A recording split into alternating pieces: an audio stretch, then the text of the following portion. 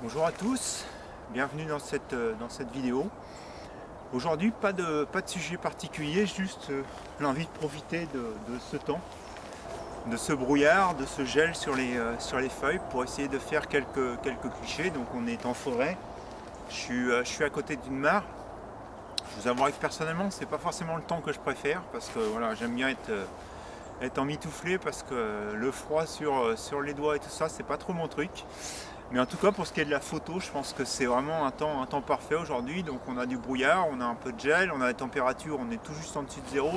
La mare vient tout juste de friser là en surface, donc vraiment des choses intéressantes. Donc voilà, ce que je vous propose aujourd'hui, c'est de profiter de ces moments un peu de froid pour faire des photos. C'est fini les couleurs d'automne. On est passé sur des arbres avec beaucoup plus de branches que de feuilles.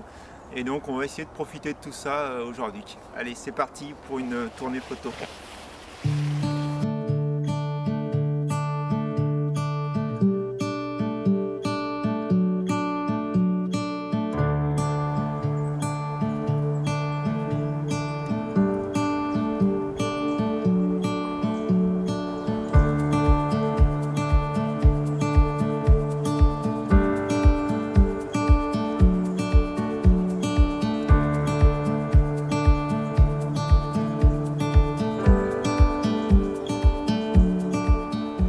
Donc voilà, première image, je m'intéresse à cette surface de la mare qui est gelée.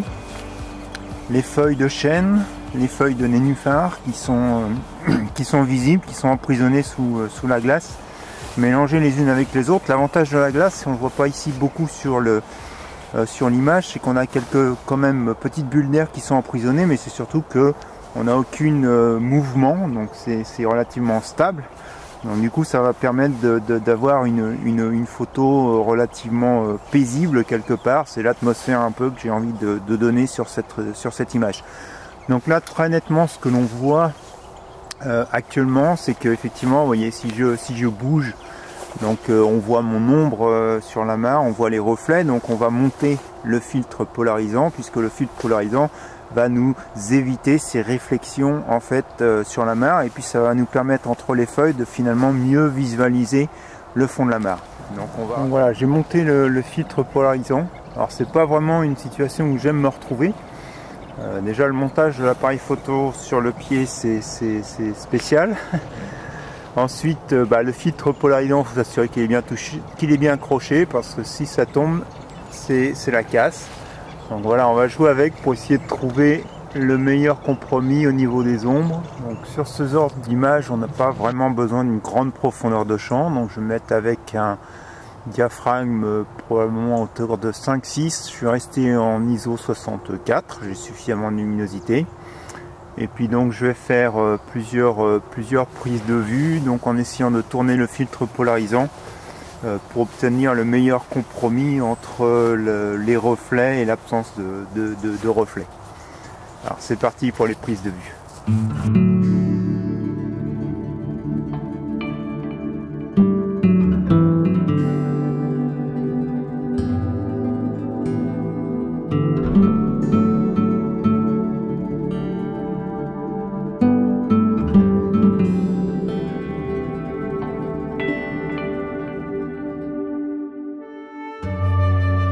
Première image faite, très honnêtement je suis satisfait de l'image, je suis satisfait de ce que je vois. Je suis un peu déçu de l'effet de mon filtre polarisant, il faudra que j'analyse ça au moment de regarder les photos. J'ai pas vraiment vu d'effet flagrant avec le filtre polarisant. En général ça marche très bien, donc est-ce que c'est l'orientation de l'appareil photo? J'ai pas vraiment la réponse là pour le coup, donc faudra que j'analyse ça, mais ouais, je suis un peu déçu parce que je pense que sur l'image, même avec le traitement derrière, on va avoir pas mal de reflets et ça va pas donner l'effet que j'espérais avec la glace sur la surface des feuilles. C'est pas grave, je suis sûr qu'il y a encore pas mal de choses à faire là autour, donc on va continuer, on va aller voir un petit peu plus loin ce qu'on peut faire comme photo. Allez, on continue.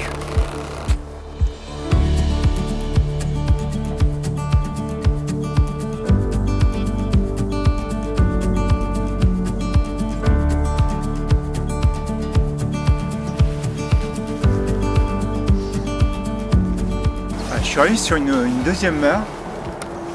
Et je vous avouerai que je suis surpris, j'ai même presque l'impression d'être perdu. C'est pas le brouillard, c'est juste que le niveau de l'eau est tellement bas. J'avais jamais vu l'eau aussi basse. Normalement, vous voyez ici, je devrais être les pieds dans l'eau, ce qui n'est pas le cas. C'est vraiment un signe que cette année a été très sèche. Et donc pas beaucoup d'eau, on n'a pas eu non plus beaucoup de pluie là sur l'automne, et donc le niveau des mares est relativement en bas. De l'autre côté on voit quelques traces, donc visiblement les sangliers viennent toujours un peu dans le coin. Mais ouais, c'est vraiment très bas comme eau. De l'autre côté il y a un sujet qui me plaît, là, un arbre encore avec quelques feuilles, même si ça commence à tomber. Il y a les roseaux ici. Donc je vais me poser un petit instant ici pour regarder ce qu'on peut faire éventuellement comme image. Sur cette scène, ce qui m'intéresse vraiment, ce sont les roseaux, les bouleaux. Maintenant, il faut faire attention, il y a beaucoup d'éléments ici sur les premiers plans qui peuvent être un petit peu trop abondants. Il y a notamment ici ce petit buisson qui est intéressant avec le gel dessus, sa forme est intéressante. Maintenant j'ai peur qu'en l'intégrant sur ma photo ça devienne une photo un petit peu trop compliquée, donc je pense que je vais plutôt faire en fait deux photos. Je vais regarder ce que je peux faire avec ces herbes gelées et puis les roseaux derrière, et puis ma première photo c'était ma première idée, donc cet arbre qui est probablement plus un petit hêtre. Donc avec ses feuilles jaunes et puis les roseaux, donc voir comment on peut composer quelque chose. Comme j'expliquais tout à l'heure, le brouillard ici m'aide bien à me démarquer entre le bouleau et puis l'arrière-plan, donc l'arrière-plan disparaît très vite, donc ça va être intéressant pour cette photo. On va regarder comment on peut cadrer ça. Donc pour moi c'est vraiment important là de me mettre en format portrait, je pense, puisque par rapport à l'arbre ça va être mieux. Il y a trop d'éléments après sur le côté si je me mets en format paysage que je vais inclure et qui vont être difficiles à composer, donc on va se limiter à du portrait. Donc après il va falloir voir comment on cadre sur le portrait. Est-ce qu'on cadre comme on est ici actuellement, donc relativement large, ou est-ce que je cadre on va dire un petit peu plus serré. Donc il va falloir remonter l'image après comme ceci. Donc voilà, beaucoup de premiers plans ou pas beaucoup de premiers plans. Je pense que très honnêtement j'ai toujours opté pour simplifier les choses, donc je pense que je vais vraiment limiter mon premier plan et donc cadrer un petit peu plus serré, essayer de passer au-dessus de ces premiers bouleaux. Je vais me rapprocher d'ailleurs probablement un petit peu plus, juste la mare gelée, les roseaux et puis le hêtre dans le second plan. Donc je vais bouger un peu ma position là pour prendre la photo. Donc voilà, cette fois-ci je suis vraiment dans la position définitive. Je pense qu'au niveau du cadrage je suis bien. Je vais peut-être légèrement me tourner ici, voilà, comme ça. Mais cette fois-ci, je suis bien. Donc c'est pas vraiment encore une fois une super position pour prendre les images, mais en tout cas, je pense qu'on est bien au niveau du cadrage. Bon, je suis toujours un peu embêté avec le brouillard derrière, je vous avouerai. Mais là, je vais pas avoir beaucoup d'options, je vais pas avoir beaucoup de choix, donc on va le laisser comme ça. Il y a quelques gouttes d'eau qui commencent à tomber là, donc je pense que ça va falloir que je fasse vite pour pas avoir de l'eau sur ma lentille. Mais je pense que là je suis bien. Après on va voir dans Lightroom, vous me direz ce que vous en pensez, mais je pense que le ciel va vraiment être un facteur embêtant. Il va falloir beaucoup le travailler sous Lightroom, voire Photoshop pour avoir quelque chose qui ne distrait pas l'œil. Allez, on y va pour la prise de vue.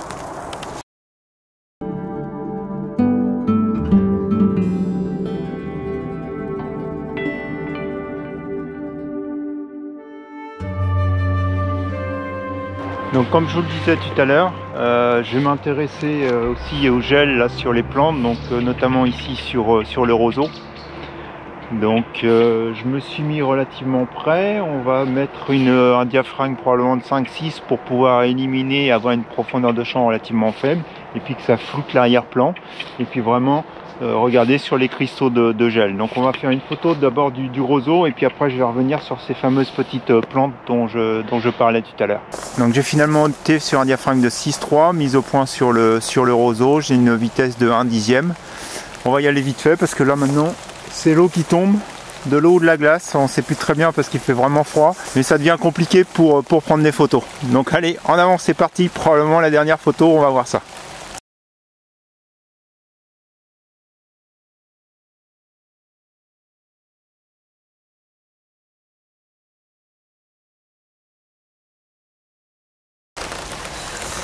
Bon ben voilà, je savais pas trop ce qui nous attendait, maintenant on est au courant, il y a de l'eau, il commence à pleuvoir, donc on va terminer ici. Je pense que j'ai quelques images qui vont me plaire, je pense que la dernière ici sur l'arbre me plaît bien, le roseau me plaît bien, la première comme je vous le disais tout à l'heure je suis pas très sûr. Mais en tout cas voilà, intéressant, sortir par ces temps de brouillard là, on voit les choses aussi différemment et donc on est un peu obligé quelque part de faire des photos différentes et c'est ça qui est intéressant. Plus on sort, plus on voit les choses différentes, plus on prend des photos différentes et plus finalement on agrandit son panel de prise de vue. Donc être dehors, quel que soit le temps, c'est toujours intéressant parce qu'il y a toujours quelque chose à prendre en photo. Donc voilà, on va s'arrêter là pour aujourd'hui. Comme d'habitude, on va voir les images sur l'ordinateur et puis on se retrouve pour la conclusion. Et il fait meilleur ici que dehors. Donc on y va, on regarde les images. Donc on commence d'abord par les feuilles sous la surface gelée de l'étang. Donc à gauche l'image sans le filtre polariseur et à droite avec le filtre polariseur. Donc en fait on voit une légère différence, la différence elle n'est pas significative. Donc pourquoi elle n'est pas significative? C'est tout simplement parce qu'on le voit sur l'image de gauche, c'est le soleil qui est dans mon dos. Et sur un filtre polarisant, qu'on ait le soleil de face ou dans le dos, en fait ça ne marche pas du tout. Alors là, même si le ciel est nuageux, on a une lumière qui est relativement diffuse, il ne reste que la source de lumière est dans mon dos. Et c'est pour ça que l'effet il est très limité finalement sur le filtre polarisant. Pour avoir une meilleure efficacité du filtre polarisant, il faut avoir le soleil ou la source de lumière qui est placée sur le côté en fait, de préférence à 90 degrés. Et là, on va avoir un effet anti-reflet du filtre polarisant que j'arrive pas à atteindre ici sur cette image. Donc néanmoins, on voit légèrement sur la surface, donc j'ai dû en fait jouer avec les zones en fait trop éclairées et puis les zones un peu d'ombre. Donc les zones, on voit mon ombre dans la mare pour essayer d'équilibrer cette photo et puis de la rendre un petit peu plus sympathique. Donc j'avais fait un premier développement donc en 16/9. Donc qu'on peut voir ici. Donc j'aime énormément la structure de cette feuille de chêne ici là sur la droite, et puis cette petite bulle ici qui donne un petit peu finalement de relief à cette image relativement plane.